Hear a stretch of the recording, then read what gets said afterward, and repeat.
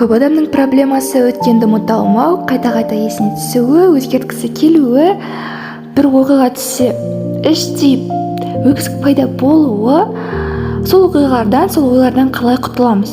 Осы видео арқылы сіздер білетін боласыздар, соңына дейін көріңіздер. Сол оқиға ойларыңызға түскен сәттен бастап қағаз алып, сол сәтті естеріңізге түсіріп, бастан аяқ көшіріп, ойларыңызды шығарыңыздар. Сосын ең соңында осы сәтті қабылдадым, ол өткен сәт өтті, Алла разылығы үшін кешірдім, ол сәттен де келмейді деген сияқты бір өз ойларыңызды жазасыздар да жыртып тастайсыздар.